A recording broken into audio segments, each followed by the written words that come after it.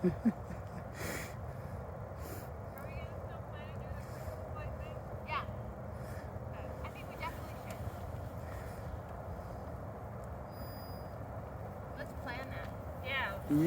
Dad wants to come with us. Yeah, you're coming. Shred it. Great. Yeah, you're coming. I am? Oh, and there's the moon. This is awesome down here. Wow. All right, I better go catch up to them.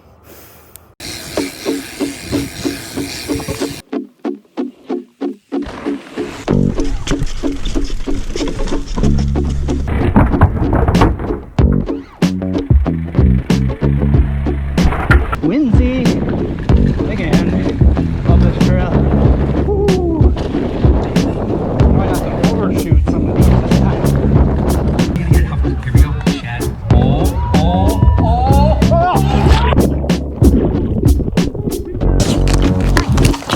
Oh, yes.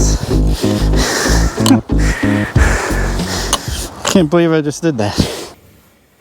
Well, I did a night ride last night with a couple friends, and unfortunately I forgot my memory card. One of these little freaking things. I charged my batteries, I made sure I had everything, and forgot like a very key component to being able to film with my GoPro.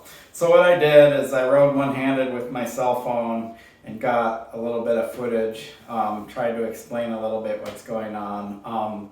Couple of things to note when you're watching the footage. It's a little jiggly. I think that I found the weakness of the Pixel 5 because you can kind of see a lot of like jiggliness in there. And I know with the GoPro that I get better night footage because I've done it before. The other thing is you'll see in the image it's pretty dark around the sides, like pitch black, and then you see a circle, and then you see the lights light up the trail. Well, in the real world, with my eyes, it doesn't look like that. It's actually a much wider spread of light. So I think, filming devices must create that deeper contrast between dark and light, because in the real world, it's more of a fade and you see what's on the sides. You're not looking down this little tight halo thing. So keep that in mind when watching this footage, that it's actually a lot better. The lights I'm running, I had them in the medium setting. So the max of the light I had on the handlebars was 750 and the one on my helmet was 1100. But in the medium settings, I don't know what they were. That's probably more like a 500, 700 or something like that. Plenty of light in the medium setting. The nice thing about the medium setting is I don't have to worry about the batteries running out. If I go in the high setting, the batteries run out within like an hour, hour and a half, and we were out there for almost 2 hours. So it's important if you're ever riding with lights to keep that in mind. Look on the box or in the instructions and look at how long the lights last with the different settings. So if you're out for a longer ride, you don't want to run your lights in the highest setting.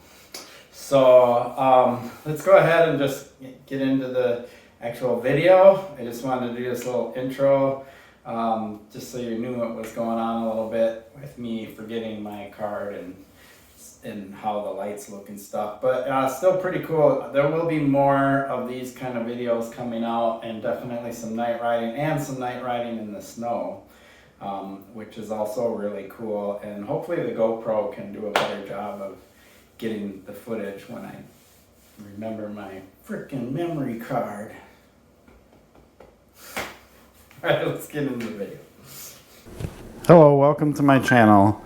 Today I'm going to talk about lighting a little bit because tonight I'm going to go out on a night ride. So this is kind of my newer setup, but I want to talk about my older setup, which still is pretty good.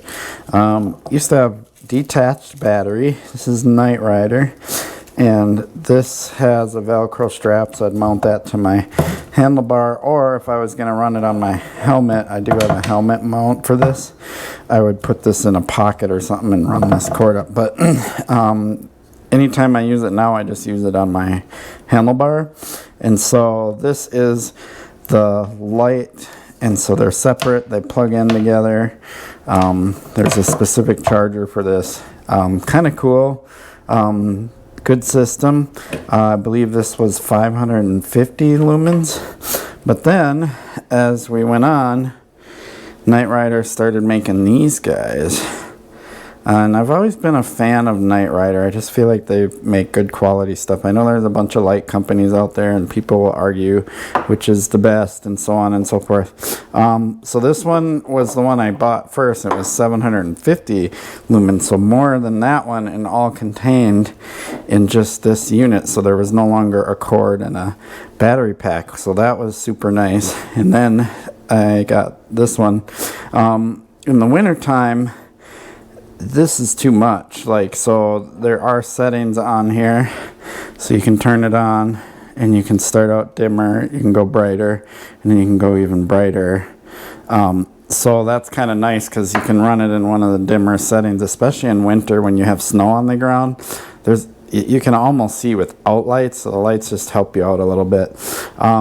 And so what I do now is I have a handlebar mount right here, and I take this handlebar mount and do the lower light on that one, and then I take the higher lumens light and mount it on my helmet. So the problem I have right now, tonight when I ride, it's actually going to be warm enough so I don't need to use my winter helmet, because it's going to be, you know, right around 50 degrees or mid 40s or whatever.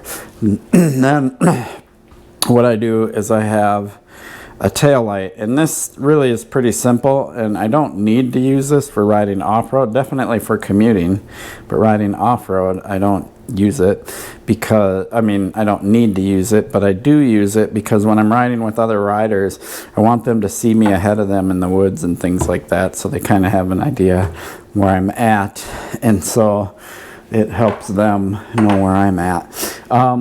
So I'm gonna go ahead and mount this stuff to my fat bike, and I won't worry so much about the helmet, and I'll just show you how that all works. Alright, we're outside now. I just put the lights on my fat bike. So I have this mounted here on the handlebar using the handlebar mount, and then I just realized something is I have this light here, but this is why it's good to test this stuff out before you go ride. I now have a dropper post, as I've posted on my channel. I added this, and now I have to put this light down here. Well, if you get behind me, you can hardly see it. So I'm gonna leave this because it'll be fine for riding off-road, but for commuting I need to find a different solution. I might have to find a way to mount a light on here or whatever. I probably won't use this bike a ton for commuting because I have this bike over here.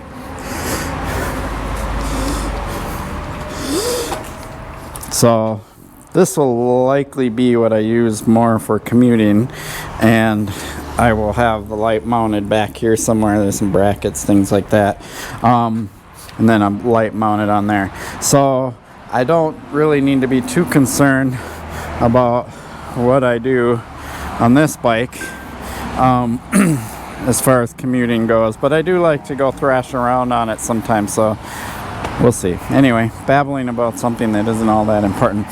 So anyway, handlebar mount, and then I will also mount a light on my helmet.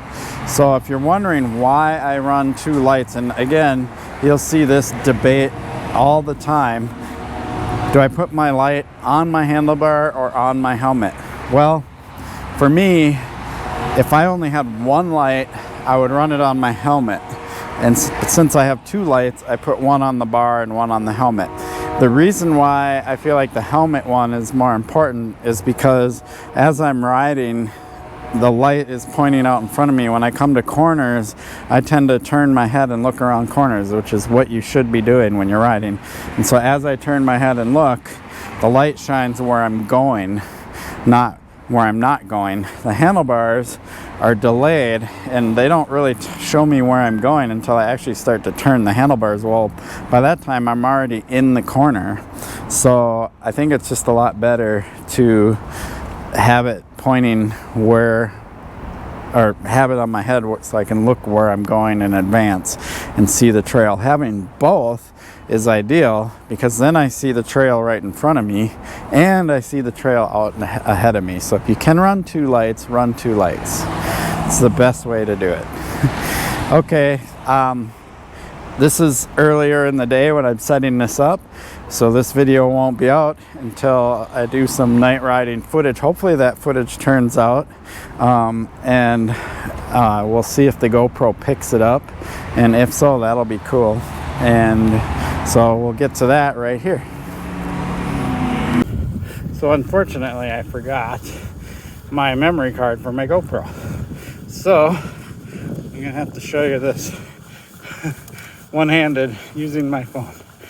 So you can see my 2 different lights. You can see them up ahead, Kristen and Janice. But you can see how when I turn my head, I can look out into the turn a little bit. I don't know how much this will show up on the phone, but it's pretty cool. Maybe I'll try to get out and film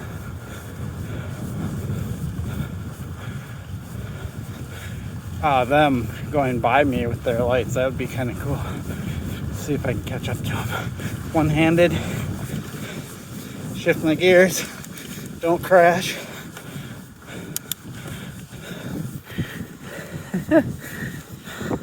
It's the river right over there.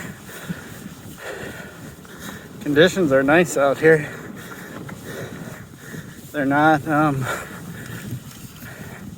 wet. They're pretty typical of the river bottoms.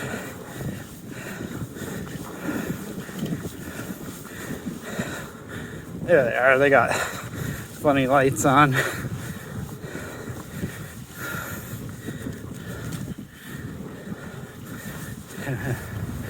All right, enough of that. I want to go back to riding 2-handed, but this is a lot of fun.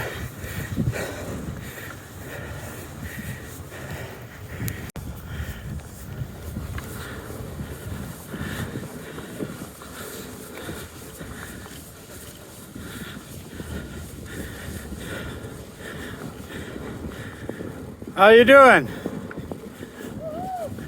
All right. Sweet.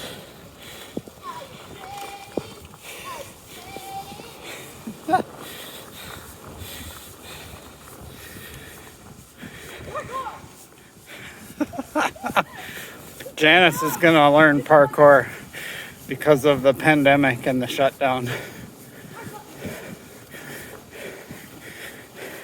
Okay, there you have it. Night riding is a blast. Sorry I couldn't get some super good quality footage. I had to hold my cell phone in one hand and ride with the other, so it's a little shaky, but hopefully it gives you a little bit of an idea. I had so much fun last night. If you haven't been night riding, it doesn't matter if you live in a more northern climate where we're going to get snow, or either a more southern or warmer climate. The days are shorter, and you can, if you get some lights, you can go out and ride as long as the trails allow it.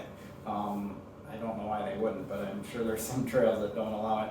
But it's a blast. The lights that I showed you at the beginning of this video, those little NiteRider bullet lights, are around $100 or less sometimes.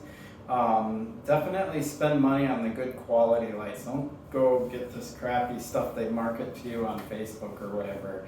Definitely spend around $100. Get the good quality brands. I know NiteRider is one of them. I can't think of all the other ones off the top of my head, but I got mine at REI.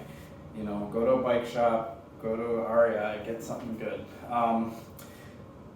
I recommend at least 500 lumens, but you know, if you get up into the higher lumens, the nice thing is you can do what I did and put it in a medium setting, and then you'll have enough light and your light will last 3 hours or so. In the highest setting, usually you're lucky if the light lasts a little more than an hour.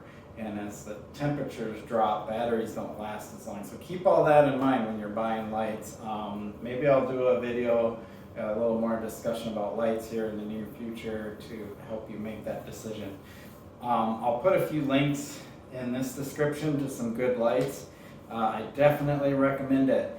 Get out there, you can ride in the dark. These lights give you plenty of visibility, even in tight wooded single track, and it is a blast. And for those of you that like to get in groups and just kind of party it up when you're riding, it's not for me because I don't drink, but I know a lot of people that do, and they love night riding for that reason. So go out, have some fun, especially during this pandemic and as things close down and stuff. This is a great way to get out there. Please like and subscribe. I really appreciate the support I'm getting from my channel.